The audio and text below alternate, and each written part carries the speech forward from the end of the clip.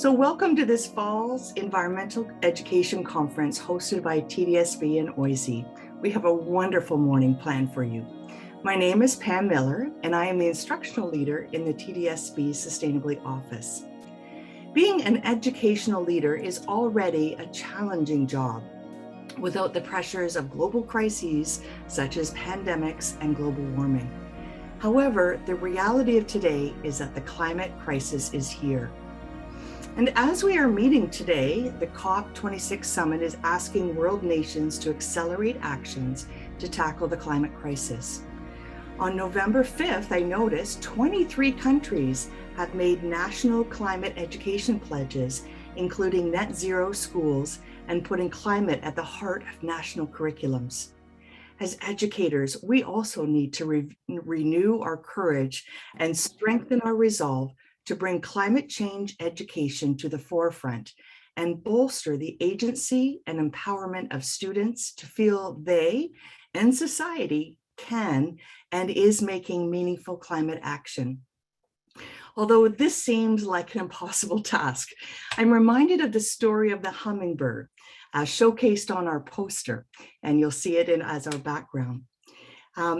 Who doesn't give up as she tries to save her forest home, flying back and forth, carrying a single drop of water to put out the fire. We sometimes underestimate what we can accomplish, but there is always something we can do. We hope this conference inspires you to find your way in creating a more just, equitable, and sustainable world. And at this time, it is my pleasure to welcome the Dean of OISE, Normand Labrie, to say a few words of welcome. Bienvenue. Merci, Pam. Good morning. Bonjour, Huzo. My name is Normand Labrie, and as the interim dean of the Ontario Institute for Studies in Education, I welcome you to the conference Climate Courage, Educators Addressing the Climate Crisis. This conference is a collaboration between TDSB and OISE. It is a great example of a long-lasting, important, and meaningful partnership between our two institutions. From OISE, I want to thank Hilary Henwood and her fabulous team for leading some of the most foundational work on sustainability and climate change action at OISE. Her initiatives count among the main priorities of the Dean's Office, and thanks to her engagement, OISE serves as a model in matter of education for sustainability and climate change action for many other faculties of education across the country, and we're very proud of that. I also want to thank our partners from TDSB, Pam Miller and Chris Metropolis from the EcoSchools project for working hand in hand with us to transform the way future generations will be more aware of environmental challenges awaiting our world and will imagine ways to address them.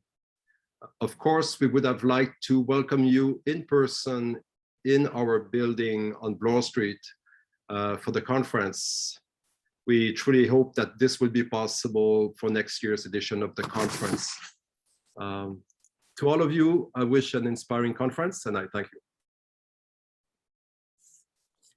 Thank you, Dean Labrie. And yes, I can't wait to see the living wall at OISE. I sometimes see it behind Hilary's screenshot. So yes, with all the renovations.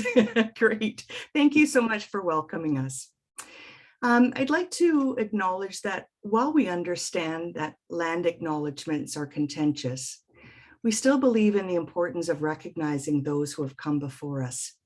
This conference is being hosted on the traditional territories, meeting grounds, and traveling routes of many Indigenous peoples, and continues to be the home of First Nations, Métis, and Inuit peoples today. For thousands of years, the Mississauga, Wendat, and Batoon First Nations, the Anishinaabe, the Chippewa, and the Haudenosaunee have sought to walk gently on this land.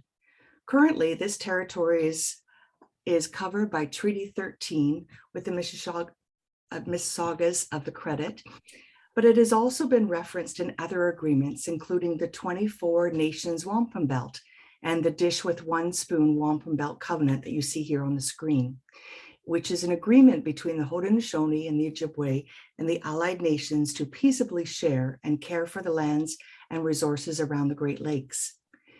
This acknowledgement signals our desire to seek a new relationship with the original peoples of this land, one based on honor and a deep respect. At OISE and in TDSB, we actively work with Indigenous elders, knowledge keepers, and educators to bring to the forefront their stories, their histories, and their worldviews, and develop culturally rich curriculum. But this land acknowledgement is also an encouragement to consider the territory that you are on today, and reminds us that we are all subject to treaties, covenants, and agreements. We encourage you as part of this conference to reflect on your commitment to furthering the work of decolonization and reconciliation with Indigenous peoples and other marginalized groups, and use this acknowledgement as a reminder to enact this critical work in your personal and professional lives. And I'm honored to invite Richard Peters to bring words of welcome. Before he speaks, I just want to give you a little bit of background about Richard. Richard Peters, Gibwanasi, is an Anishinaabe from Beausoleil First Nations and a Dene from Tadoule Lake, Manitoba. He worked with the late Doc Martin at the Blue Forest Camp in Northern Ontario. And to make meaningful strides and go beyond decolonization, Richard also co-founded on the land, off the grid, Oshkimadik Zig Unity Camp at Council Rock. The camp's purpose is to serve as a space to reclaim and reignite traditional teachings, ceremonies, and governance structures in order to begin carving a path to the right way of living. Richard is grateful for the ceremony, knowledge, and understandings passed to him by Elder Vern Harper, who was a mentor, teacher, uncle, and more than father figure during his time on earth. This relationship was instrumental in Richard's development, and he has used this knowledge during his time at Oshkimadik Unity Camp, running traditional circles and workshops, and on speaking and warrior tours. Richard brings an understanding of traditional understandings and a spirit of acceptance and humor to students and adults alike. Bonjour, Richard. Ani Bonjour. Can everyone hear me all right? Okay.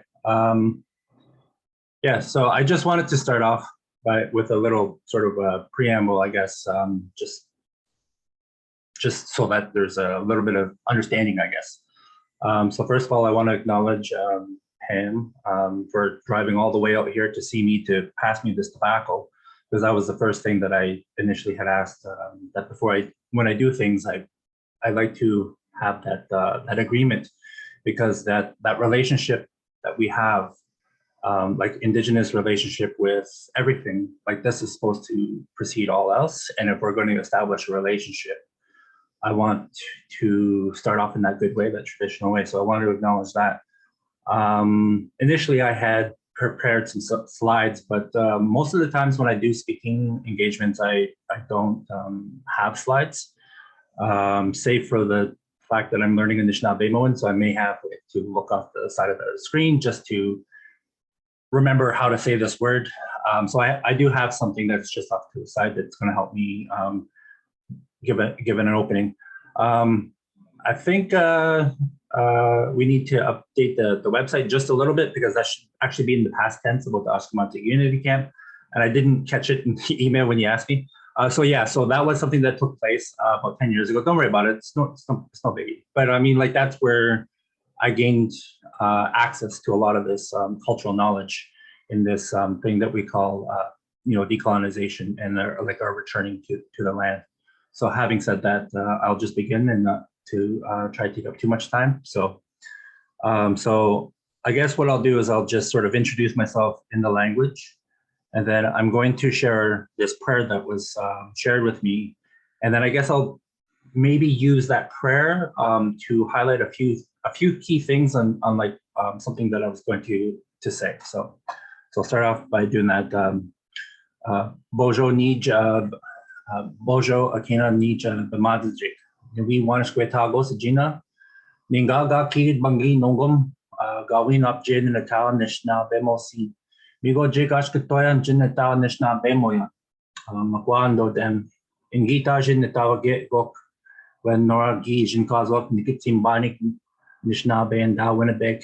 Ingi on down this. Chiminisimi what do we like in Donjaba. Ajwa Ong and Donaki, Barbara Jin Gazo Gawi to get muck. Nish Nagwisak and Daya Onik. Win Minwa Dasan Jin Kazwak. Gwen, sorry. Gibana say indishnikas. Anindo Awia Akino Amagawa. Abinoji Yak Metigwakin Gananda Udanama Wat. Nidash Akino Amal Idwa Jit Nishna Bemoyan Eshkam. So what I had said there was that I said my introduction. So I said, like, hello, all my fellow people here that are here today, and that just wanted to interrupt a little bit to say a few things, and that I don't speak my language that well, and that I am trying every day to try and reclaim that language, and that I am from the Bear Clan, and that I was raised by my late parents, Glenn and Nora, and that I am a Anishinaabeg and I was born in Winnipeg, and that I'm from 2 different reserves, which is Tutui Lake and Bosley First Nation, and that I'm married to my wife Barbara. We have 2 kids named Dawson and Wynn, and that my name is Gibwanase, which is red-tailed hawk, and that I teach kids in the forest. So, but I had also said that, but actually it is them who are teaching me, and that they are teaching me more and more how to be Anishinaabe. And so I thought that was kind of important to include that, because oftentimes when we carry this educator role, we often think that we are the one who hierarchically are passing on information. But I think that it's a reciprocal, Indigenous perspective is that it's reciprocal, and that this elder had told me that that children are already born with all the knowledge that they need, and it's up to us as parents just to make sure that they don't forget. And that was a very important teaching for me, because it helps me understand my place and my role when I'm working with children, especially. So I will go through this prayer that I've been learning with my children, and it's very basic, straightforward, and I will just sort of also explain a little bit about what I'm saying. So gimme gwechwe Jesus zage asage amigo gijosian. Gimme gwechwe go menongok e pasca conaseyak. Gimme gwechwe go the big Jesus wase abizikian. Gimme gwechwe go zage eknon nojime e young gaye ashameyan. Gimme gwechwe go menanate gwegwas gishik gaye jingwak. Not a male young jimino damanzia. Gimme gwechwe go mashkosiwa. Emendage ji wingwash je okademang. Gimme gwechwe ananak alisiniak mitigwa king benetowat. Gimme gwechwe ananak gigokeya ninita nagamowat. Gimme gwechwe go no din widokawi young jimino neseyang. Gimme gwechwe go akik gakina gamijian. Gimme gwechwe go nibi and also gijga da enjed. Sorry. Enjed da miniqueya. Sorry, I sort of stumbled on that last word. So essentially what's being said there is that like we're thanking everything. So we're going through the steps, and so we're thanking the sun, that they're shining down on us and that we are warm, and we're thanking the stars that they're twinkling, and we're thanking the grandmother moon at nighttime for also giving us that light. And we're thanking everything. So we're thanking the fish for cleaning the waters, the animals for cleaning the forests. We're thanking the grasses and the plants, the vegetation that help heal us and feed us. And so we're going through this step, and this for us, this is a great reminder that it reminds us about our interconnectedness to everything, and that everything provides for us, and that we literally are the last ones on the hierarchical table, that we depend on everything else. And so we have developed this philosophy to think about humility, because we need to depend on all of them, but as a community we also need to depend on each other and whatnot. So I think that when me and my boys, when we practice this prayer, it's helping us to it's helping us to reestablish that interconnectedness and to understand our place. And I think that it's really important that when we're building relationships with Indigenous people, that we also have to understand that perspective. It's not just that we're out there on the land and we're just existing on the land, but there's actually like our culture, our language, our way of life, everything is connected to this way, and which cannot be easily described and translated into English. It's just something that is, and that's the best way for me to describe it. So before I wrap up, I just wanted to share just a few things that I thought was important to talk about, and that it's about what when I was reading the event page talking about climate courage and whatnot, and when I started having this discussion with my wife, it was very important that we describe what courage is for Anishinaabe people, especially Anishinaabe people. And a lot of it was relating upon my own experience, because it takes a lot of courage to exist in a colonial society that is not very nice to us. So when we talk about climate courage and we talk about conservation issues, that Indigenous people who are on the front lines right now are being violently oppressed and repressed by the colonial state with police and politicians and whatnot. And so I thought that was important to highlight that.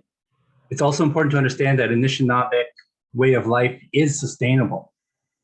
We have sustained ourselves for millennia with our knowledge and our way of life. And I think that is important to get across when you're teaching outdoor education, that our way of life is intrinsically, is also reciprocal, that we are a part of that environment. When we're out there on the land and we're living, we are a part of it. We are not apart from it, living on it. No, we belong to the land as much as the land belongs to us. There's this relationship, so I think that's important to highlight. And that I think that it's also important to understand, that this tobacco that I'm holding in my hand, that this precedes everything. So even when we go out into the bush, sometimes, it's good practice to even just offer that tobacco, just so that, because it's supposed to precede everything, and it's just traditionally custom that's something that me and my family do. And that I think that when we're looking to build relationships with Indigenous people, that it's important to understand that because of colonization, that when Anishinaabe people, like that's our word to say like Native people just in general, that Native people in general, that when we stand up for the land, it's made illegal. That the court comes at us with, they come at us with police, injunctions, and arrests. And so that when we're talking about courage, we have to understand that courage is how we have to draw upon that courage, because we know that this is what we're facing. We're facing that violent repression.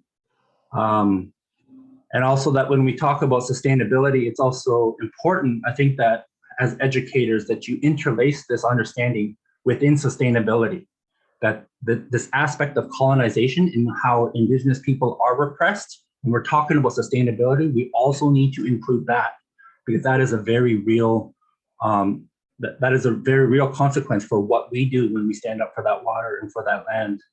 And I think that when you're trying to get students to create innovative change, that they should walk away understanding that, and that Indigenous people, that when we stand up for the land, because what we are doing is seen as a threat, that Native people in general are then seen as a threat. So I think that's also important to understand, because it's a very real aspect, and it's a very real dynamic that isn't always talked about. It's very uncomfortable to talk about, but it's even more uncomfortable to feel, to walk into a very non-Native space that may be just a white space, and then be singled out, and then to be criticized for even just saying what I am, or like even just for existing. So I think that's also important to understand, because this gets into my other point about when we talk about conservation, and we're talking about like that, when we're going off into the bush, because that there's literal trauma on the land that we don't talk about. And the trauma on the land is tied to the displacement and the removal of Indigenous children and Indigenous people, and sent off onto reserves and sent off into residential schools or boarding homes or internment camps or whatever you want to call those places. And that me personally, my father, who I didn't get to grow up with him because I was taken away into foster care, but there was a few times my father really liked to be out on that land. And one of the greatest things that he was able to give me, to pass on to me, was in the short times that we were able to visit with him, is that he liked to take us out onto the land and he would introduce us to it. And he would tell us about his stories and his childhood. And that was something that I cherish to this day. But when I went back out onto the land as an adult, and then I started thinking about my father, it's like when I went back out there, all this emotion kept come flooding back to me, because it was something that my father had tried to give me, but because of the colonial trauma and history that has happened, he was not able to. And so I think that we also have to understand that somebody, like, a story was shared with me, and it was about this, this educator who was taking all these children that was out going canoeing. And it was a similar situation like mine, in that this child just burst out into tears in this canoe. And then when sharing, it was described, because that was the last time, like, her happiest memories were about her, her family being out on the land. But then when she was taken away, that was also taken away from her.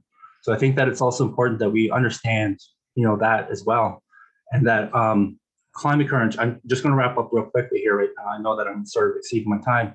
Acknowledgements is the Anishinaabe word for courage. So Acknowledge is like, it's fierce, and Akko, I should say, Akko is the word part that means fierce, and De is the heart. So Acknowledge, so you have ferocity in your heart, and the win is the actual, like, aspect of having that. So fierce heart. And so I think that for Anishinaabe people, when I did that action at Ashkemadsik, it took a lot of courage, because I felt truly in what I was doing, in my heart, my spirit, that what we were doing was the correct thing. But there was a lot of people that were standing out there that didn't think that we were doing the correct thing, including the media, including the police, including politicians.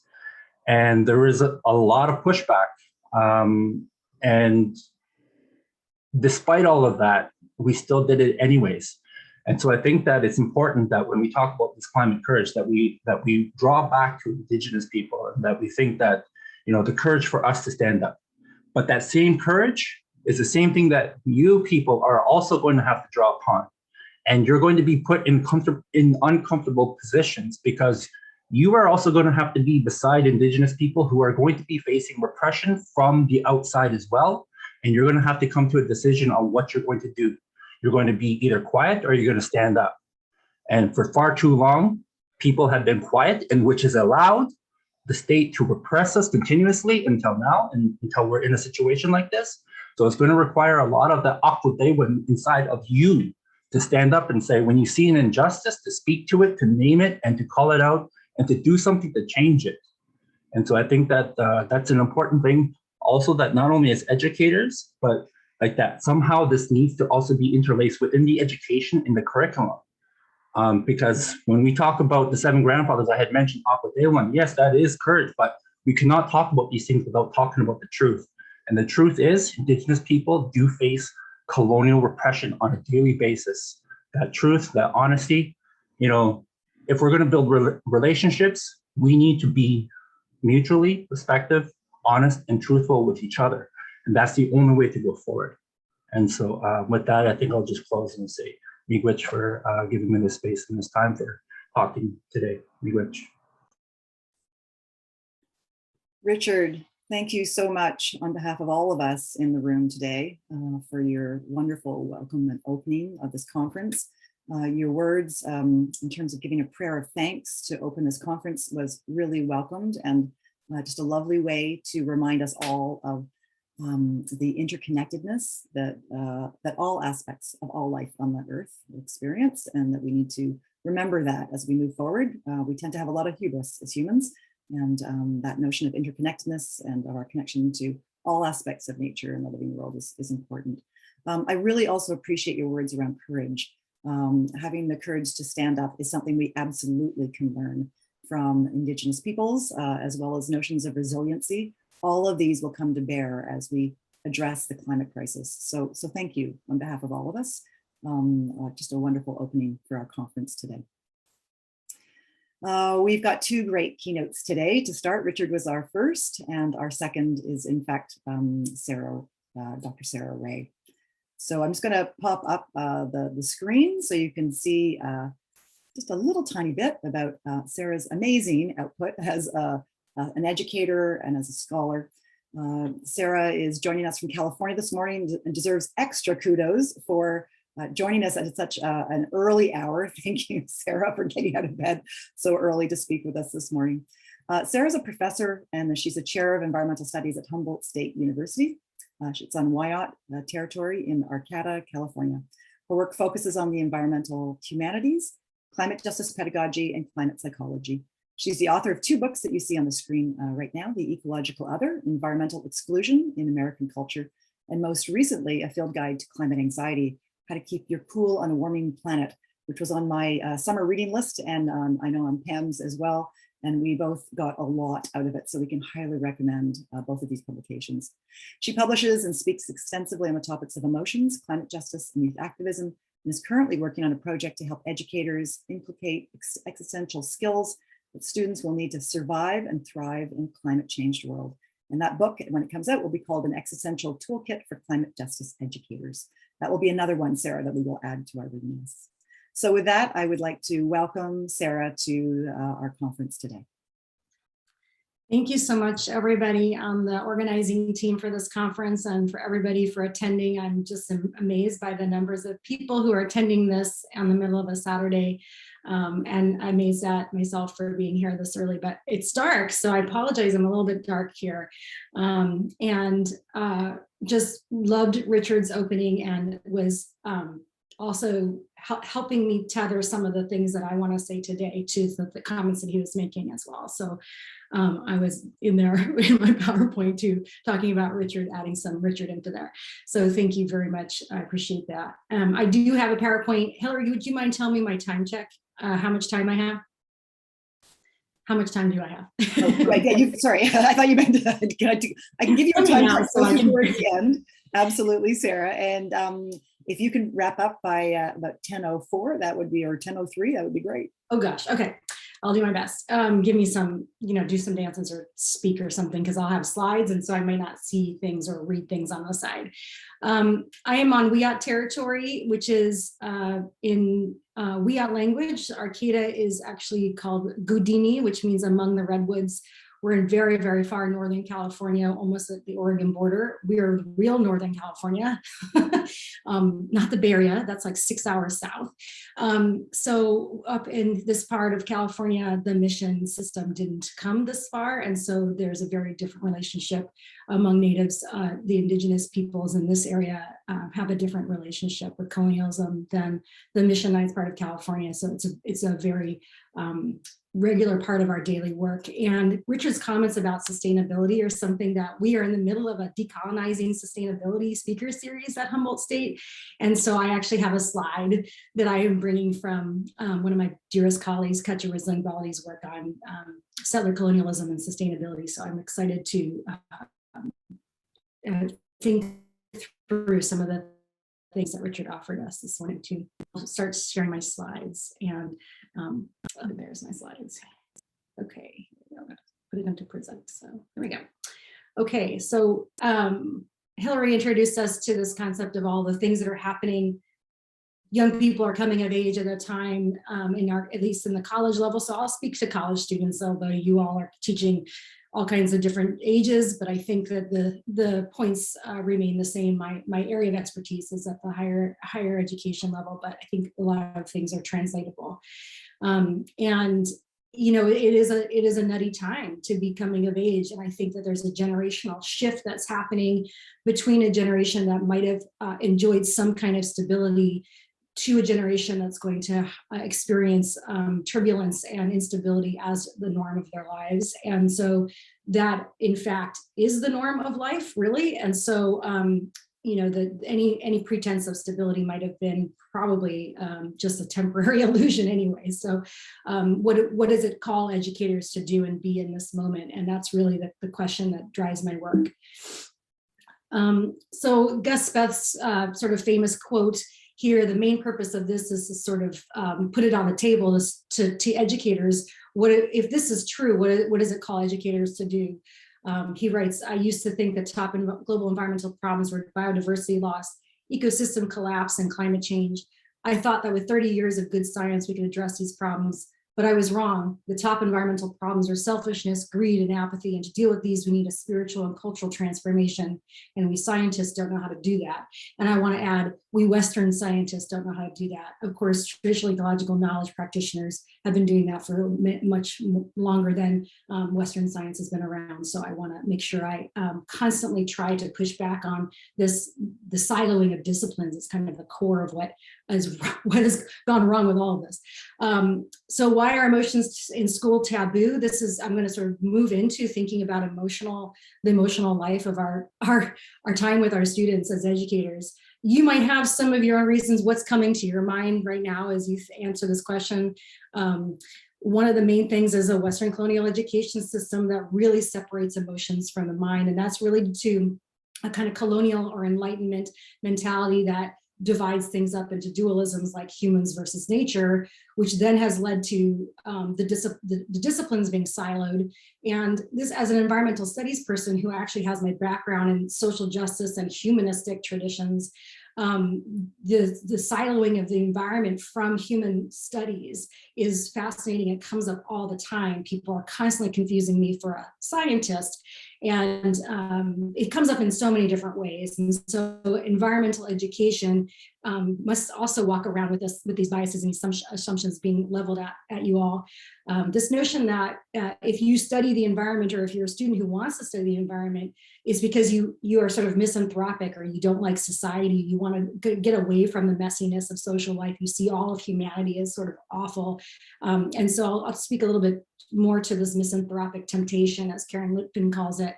But this idea that emotional life is also kind of messy, and we might want to escape that. And this is all part of this colonial enlightenment division of forms of thinking. And I think environmental fields are particularly bad at this, right? Just to go to the second bullet point too, that environmental fields are probably the last to the party on thinking about things like trauma-informed education and that sort of thing. Just as a comment, if you think about things like Native American studies or Indigenous studies, critical race, gender, sexuality studies, a lot of other fields who take for granted that many other students are seeking out this kind of education because they might have experienced some sort of trauma related to oppression. In contrast, environmental fields do not assume this about their students in general, and this is, I think, an error. Much environmental degradation has also come along with trauma, and that is not included in a lot of our environmental education, as Richard also pointed out. So the assumptions that emotions are private and unrelated to content, comes up all the time in the talks that I give, where people will push back and say, but I don't see how anything that I'm teaching is related to emotion. And people will often come observe my teaching and say, your classes are so emotional.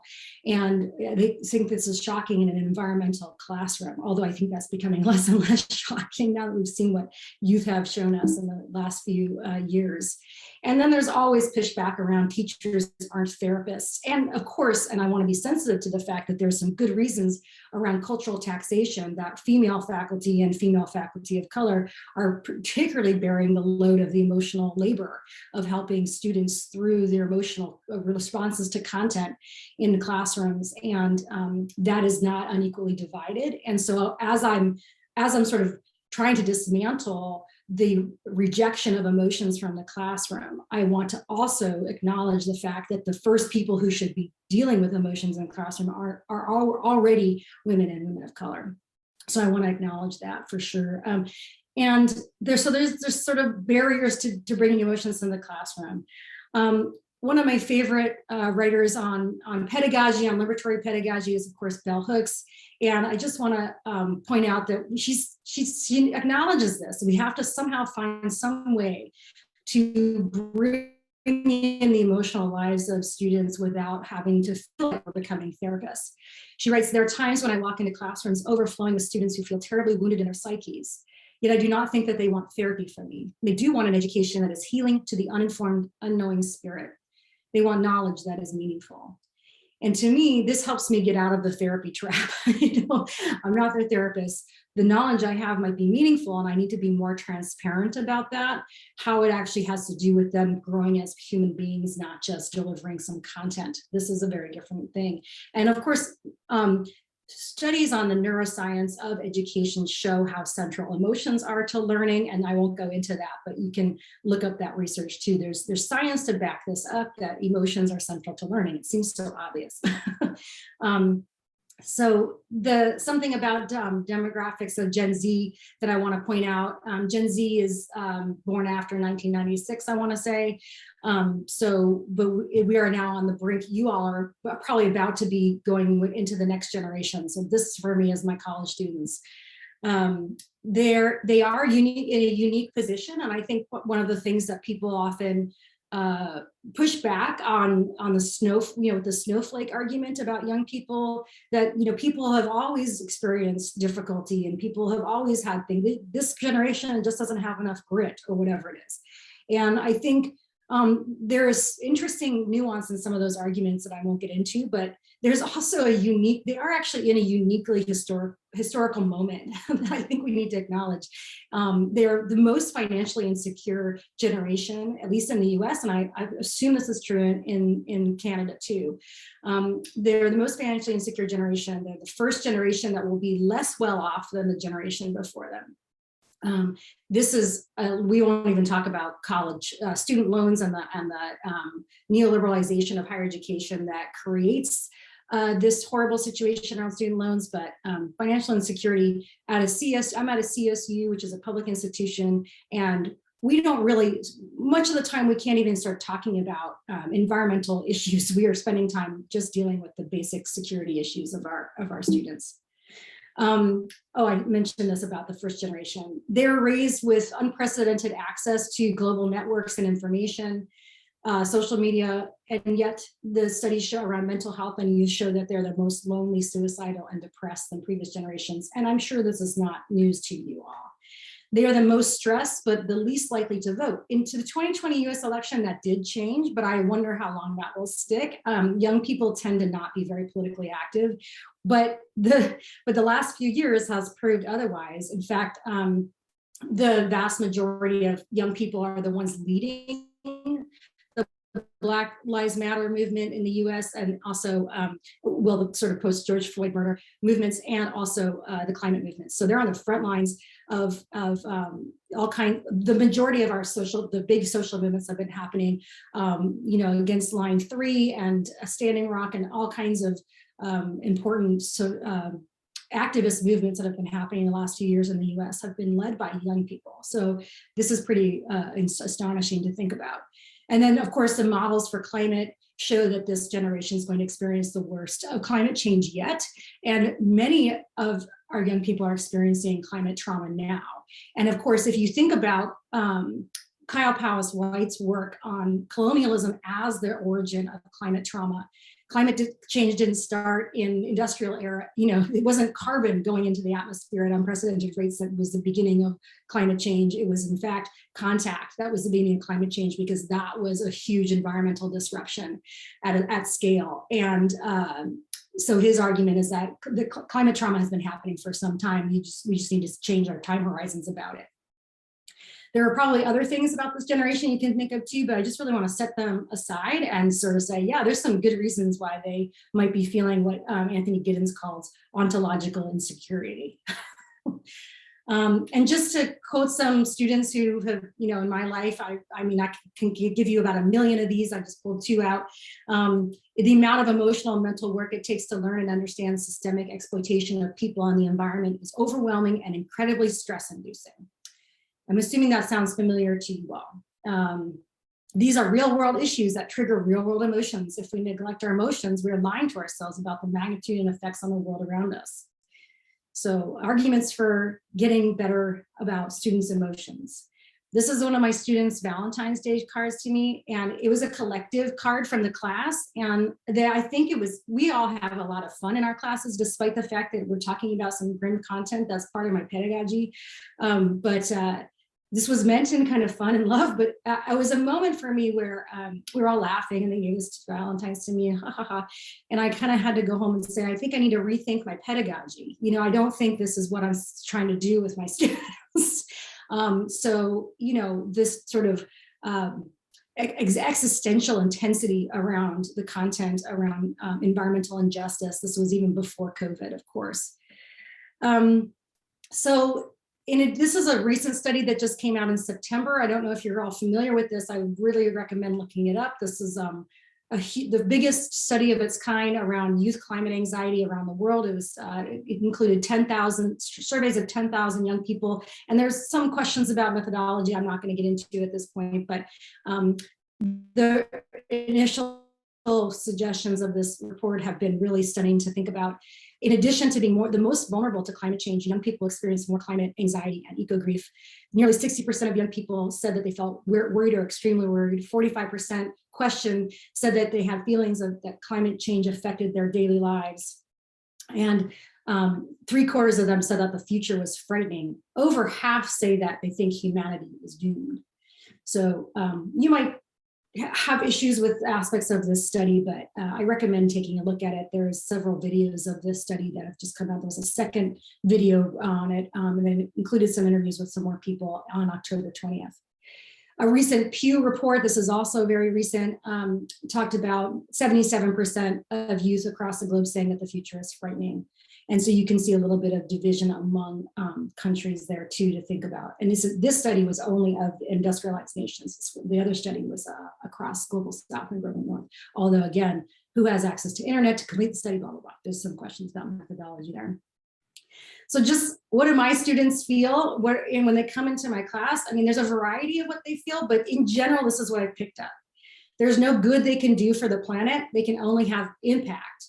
And so many students do the ecological footprint exercise, which you may be familiar with, and feel this sort of overwhelming guilt and complicity as, you know, being a relatively privileged first worlder. And, you know, they go into how can I leave no trace? How can I reduce impact? They can't see positive impact. They go into this misanthropic temptation I mentioned earlier about all of humanity sucking, and most environmental education reinforces this. The problems are too big and interconnected, and people are too small and powerless to fix them. And this is a particularly pernicious one that has to do with perception of scale. Myself being too small, the problem being too big, and there's a lot of work that can be done on just changing those perceptions that I write about in my book. We're all past the point of no return, and we think about the Intergovernmental Panel on Climate Change's reports giving us that sort of 10-year deadline. Kari Norgaard, I love her environmental sociology work. She has found that it's easier for most Americans to imagine apocalypse than a post-fossil fuel society, which indicates a crisis of the imagination. Their life course is unclear, and it won't be like previous generations. In fact, things like having children have become really a big deal. So people is questioning whether it's ethical to bring a child into the world. There's even to the point of sort of, it's so bad, there's no point of even waking up in the morning and coming to class kind of thing, which is of course the spirit of Greta Thunberg's strikes for Fridays for the future, of not attending class to make the argument that there's no point in gaining the skills required to thrive in this capitalist society when the planet is so doomed, right?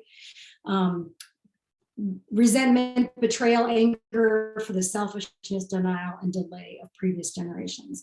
So while I'm looking at the slide, I would like to invite you to take one of these bullet points that resonates with you the most. Which one of these bullet points makes you say, yes, that I can think of the student who feels that way, or that one really does resonate with me?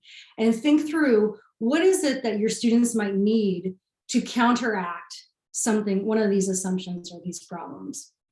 And just give you a minute to think through it. And since we're in the non-webinar format, I'm happy to have you put those things in the chat if you want, if you're feeling interactive this morning.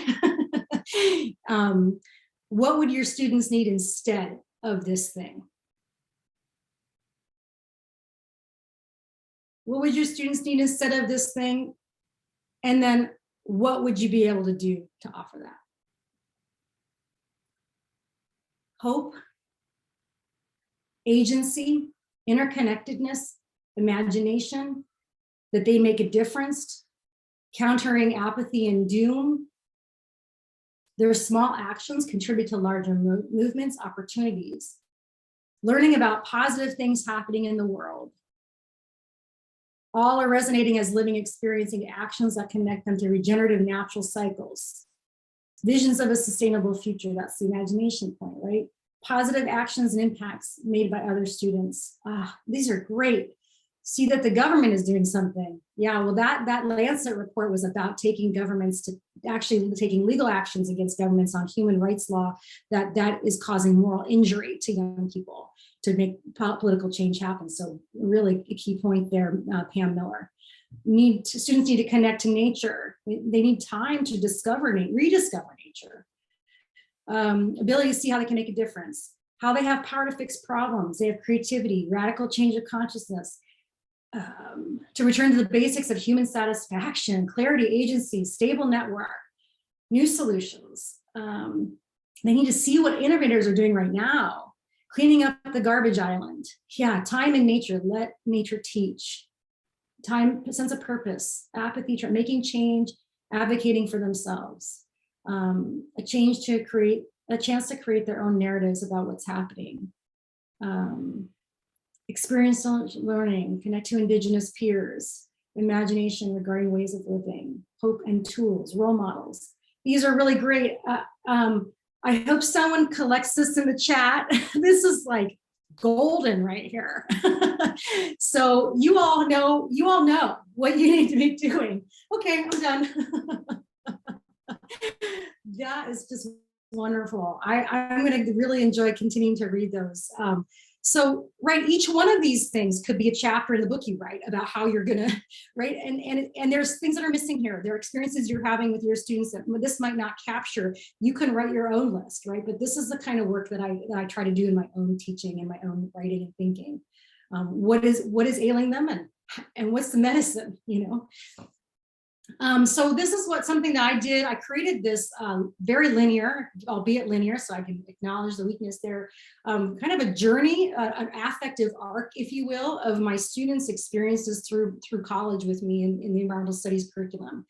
And it was a friend of mine who said to me, maybe it would help you if you could start to see some patterns in what's happening with your students as they go through these different feelings.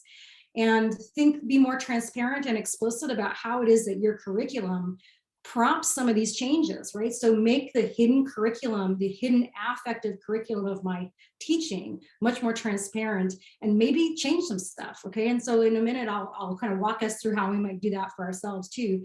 But in general, this is this sort of beginning idealistic. I want to come to environmental studies because I want to save the world or whatever it is. They go through this lost innocence. They go through a period of guilt. There's this sort of, okay, well, I suck so much that I might as well not even be here. Nihilism spends a lot of time, there's a lot of time in nihilism. Then there's this kind of like, wait, I got to get back on track here. I'm going to focus on the basics and just kind of soothe myself a little bit. And then kind of move into some of these other things. Now, this is not how, I mean, everybody knows how these journey things, stages of grief things are always not linear like this. But I also really am inspired by other folks' work on these types of trajectories. It helps me help students understand that these are passages, that they're not universal by any stretch. And different students start off in different places and go through different things. This is a very limited perspective, but it's at least helpful for me to say, okay, students are going through stages and they're going, this is a common pattern around this material, and I could actually design my material better to get to where we need to go. The question I was asking after I started realizing my students were having such despair that they couldn't even come to class, and that how were they going to go save the planet if they can't even go to class? That was the sort of moment where I realized, you know, with that picture of that skeleton, that I needed to do something differently. And I want to know I'm giving them this terrible emotional outcome in my materials, and I haven't owned it. So I got to own it. And then I got to figure out what's the alternative? What's the best, what is the emotional outcome that we want in the end? What is the emotional tool that they are required to have in order to engage climate justice advocacy for their lives, right? This is, as Robert Bullard says, not a sprint, this is a marathon, right? So what is the emotional secret sauce? And there's a long time people talk about hope, and I spent some time in my book kind of interrogating hope as a concept. Resilience, I think, is a very effective concept, but again, there's some pros and cons for resilience. Again, I talk about that in my book. Efficacy is a really critical one. And I really do, I think efficacy is directly tied to a sense of community, so relation. And this goes back to a lot of what Richard was saying as well, that if we were to prioritize relationship with the more than human world, with each other, with our students, what would that do for our pedagogy? How would that change it? If relationship is going to be the medicine for climate change in their lives, right? How would that change what we're teaching them? Just examples of the kinds of things I'm thinking about. Other people have come up with their own kinds of affective arcs or journeys. We all may be familiar with the sort of Joseph Campbell hero's journey. And I think, oh, that kind of looks like the college coming of age journey right there in the wilderness and returning to these things and meeting a mentor and all this stuff.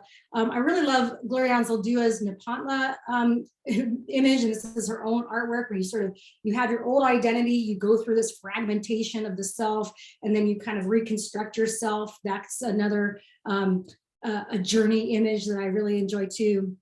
I'm thinking here too of the ladder of white solidarity, where it's really helpful as white students in particular go through thinking about how to get through all these stages. It's kind of analogous to the journey I explained. And of course, Leslie Davenport has the climate of grief, the climate grief and privilege wheel here, which is inspired very much by Joanna Macy's work as well. Again, I wanted to mention Cutula Risling's Bali Stages of Settler Colonial Grief, which I find fantastic. And this was our panel that we had a couple of weeks ago on decolonizing sustainability. And I hadn't seen this. She's my colleague and I work with her all the time, but I hadn't seen her denial, bargaining, anger, sadness, and action. This can't be true. Are you sure? I'll have to Google that for myself. Settler colonial has to be a good thing, right? What about the great stuff we brought over, like pans, computers, and cars? Anger. You just hate white people. Why can't Indians get over it? You're welcome for your pants, computers, and cars. And sadness. I'm so very sad and guilty. And this can lead to things like cultural appropriation. Maybe if I just identify more as Indigenous, everything will be forgiven.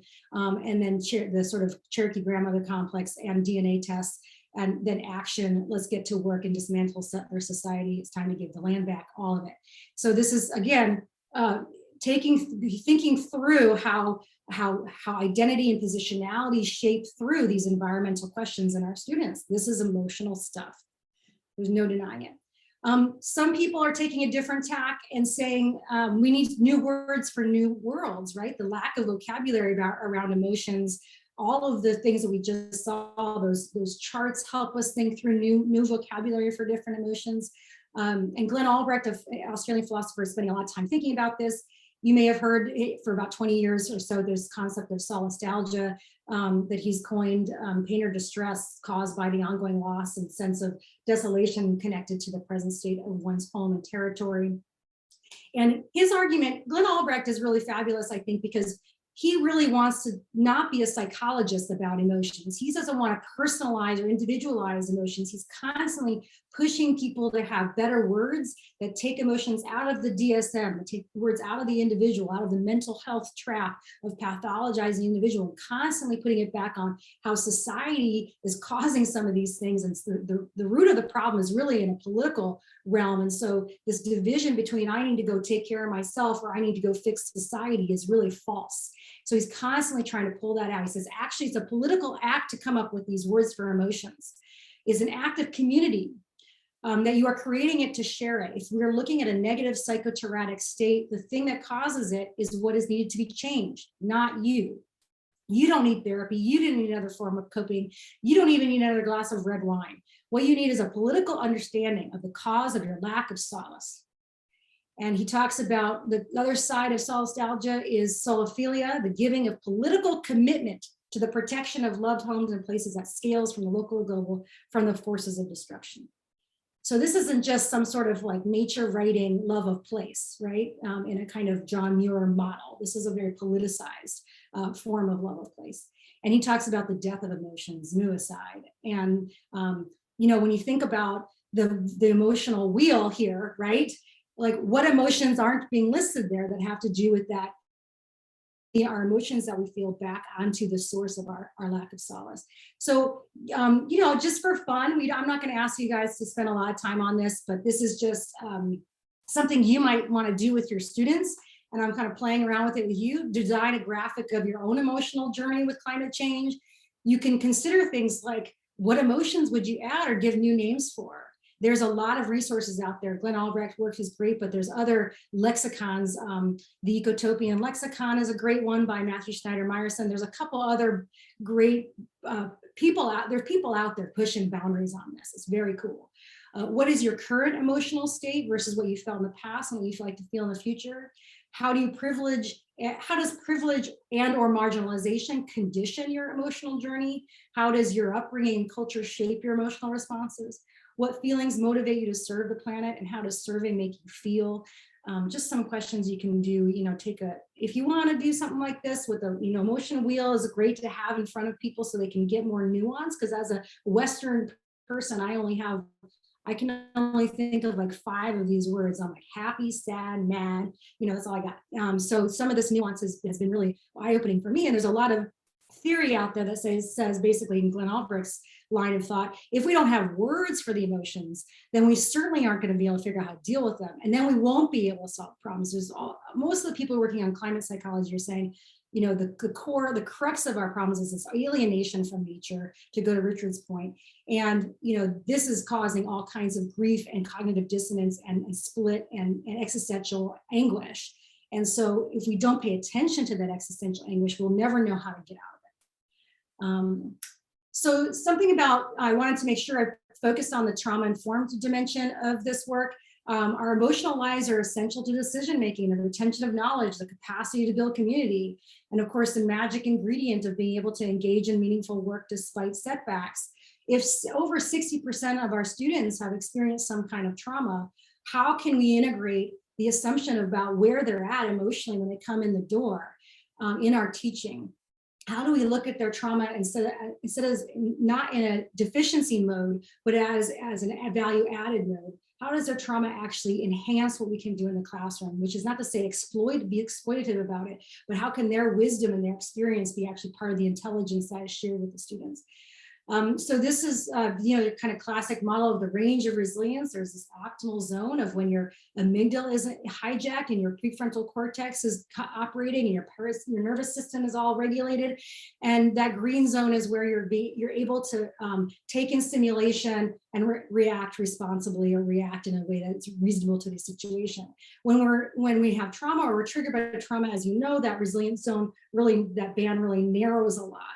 And so this is a question of how we increase, you know, how do we increase in our classrooms that range of resilience in that green area? So this is just a fun exercise, again, for you to take with you. I don't want to spend too much time walking through it. In a different workshop that I do, I walk through this in painstaking detail, but I'm saying do yourself later this affective audit of some artifact of your curriculum. So this point of this is not to, you know, the whole point of all this is not to become therapists, but to be explicit about our implicit affective student learning outcomes. What is the emotional hidden curriculum of what we already do? And how might we enlist some of the science of emotion and education better to do our work? So just walking through this kind of, you know, checklist. What do you assume your students feel about the content before they even walk into your setting? What kinds of trauma might they be bringing to your work together?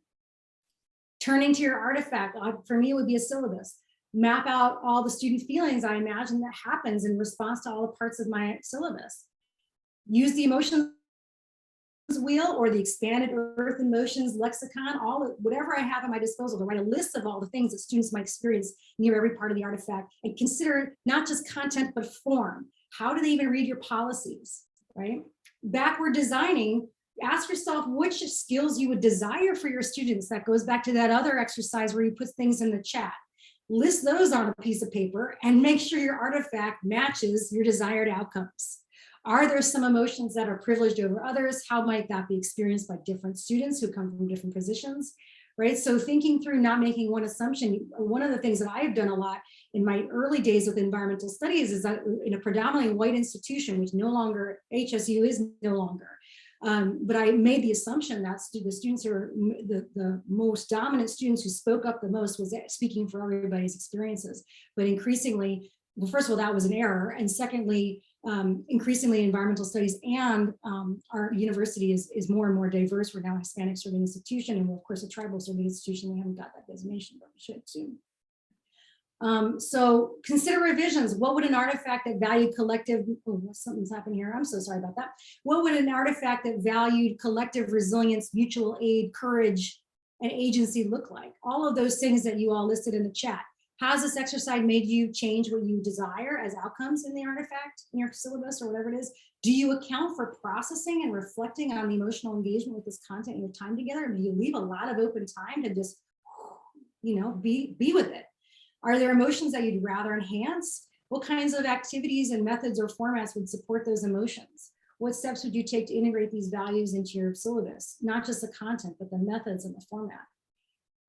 So this is where I'm switch really quickly just to show you that I try to answer some of these things in my book. Whoops, sorry. I want to go back. I have a problem with that slide. These are the chapters of the book. Embracing life in the Anthropocene. I'll let you sort of glance over these things. I spent a lot of time on guilt and hope and laughter, resisting burnout. I think young people feel that they got to move at the speed of light all the time. And if they're not doing that work, they're somehow not, that their futures are doomed. And so the burnout factor for my students is really high. COVID did not help that, right? And so strategies for the climate generation that are making some of these those things that you listed in your chat. I dive into a lot of this into the chapters. There is some really amazing, since I've written the book and at the time too, my background, my first book, The Ecological Other, was very much along the lines of asking the question, how is it that the environmental movement and environmental thought, dominant environmental thought in mainstream US culture has actually been very exclusionary, has been deployed in service of oppression. And so I'm thinking here of some of the things that Richard mentioned about being an allyship with and solidarity with Indigenous movements. In our own community, we had a rift in the climate community recently about putting a wind farm on top of sacred land, and the climate community divided drastically between sort of white climate activists who very much wanted to go to net zero, want those wind farms built, and people who are allied with Indigenous sovereignty around that land, not putting those farms up. And so there's all kinds of ways that tension between environmental work that we saw earlier about why emotions are taboo in school, there are reasons why emotions are banished from environmental classes, right? There's a long history of this. So justice-based interventions on the climate and oceans research, and you can apply this to your own classrooms in whatever way you want. I'm really fascinated by the work by folks like Laura Feldman, who in her book, How Emotions Are Made, about how emotions are actually constructed by our situation. They're not just this universal thing as was previously thought, that everybody feels sadness when they see something happen, or they all happiness when they see an image of their mother or whatever. There's this critique that she lays out about how actually different emotions mean different things to different people depending on what their experiences are. Emotions do cultural work. They aren't true. They come out of these contexts that we're in. So if we feel angry about climate change, that's partly because of what we've been exposed to in our lives. That's like a natural feeling or anything. Because injustice is at the core of environmental problems, in my view, environmental education must become more trauma-informed, draw on the wisdom traditions of various social movements, but not in appropriative ways, and look to pedagogies in liberatory and popular education, as well as feminist, abolitionist, and decolonial pedagogies. And I'm thinking here of Diane Million's felt theory, for example. How does it change environmental education to take Richard Peters' argument seriously, that environmental problems are rooted in colonialism?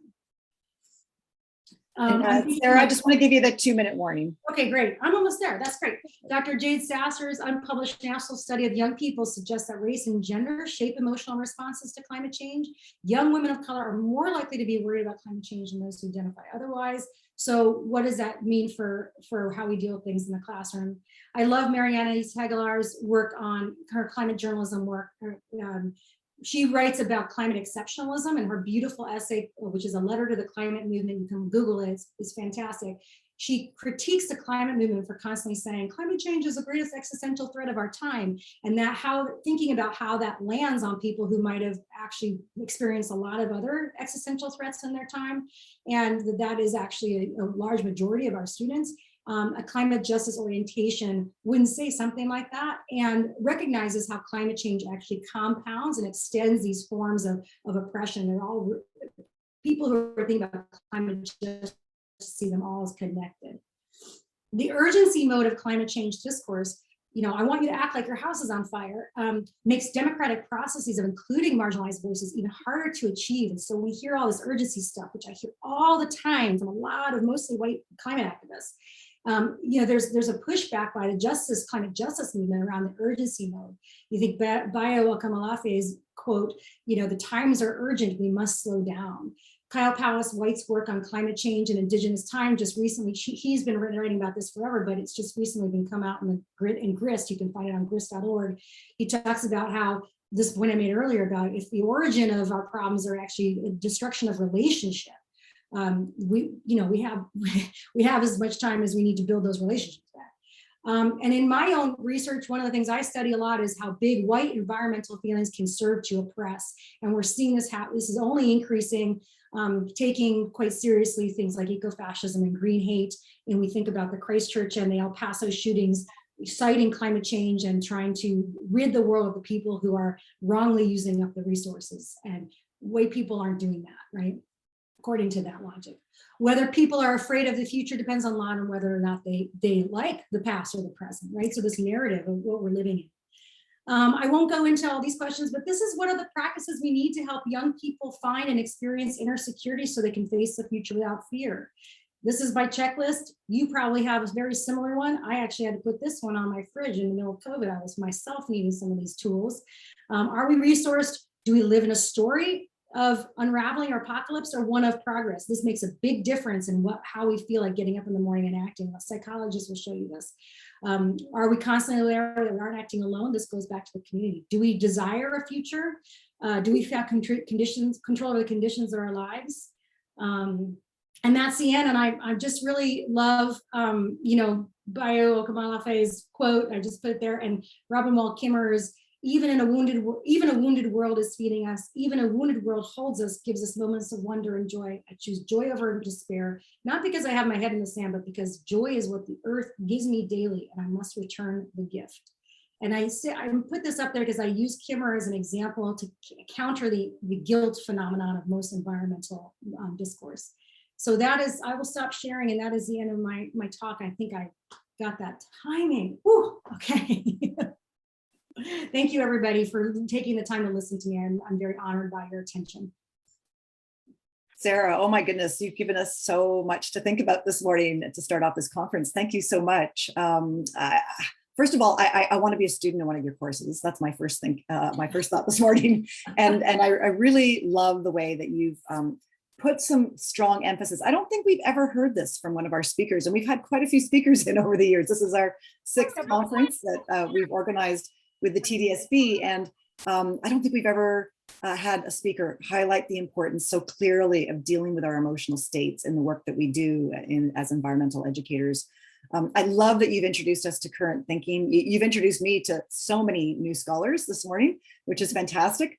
And thinking us not only about climate grief and climate anxiety, but also how we can use this learning to help support our own emotional journeys in this work, but also the emotional journeys of our students as well when it comes to environmental and sustainability education. I love that you've left us with some justice-based interventions to help us remember those who have been left out traditionally of the environmental movement and who we need to work much harder to include. And I love that you've also left us with some practices to move forward with too. I'm so impressed with how your brain works so quickly at this time in the morning for you, because you know it's super early. Last one, it's a reminder also, a chimagwetch to Richard as well for his comments. I love that you referenced his comments in your talk this morning. I love to see that intertwining of his comments and your comments coming together for a really powerful opening for this conference. So thank you to you both for really a fantastic opening for the conference today. If everybody can join me in your digital applause, that would be most appreciated. And I can see lots of comments coming up in the chat to Sarah that are thanking you and Richard both for your comments this morning. We're just going to take a very quick overview of what's happening with the conference this morning. We've had this amazing opening plenary to begin with today.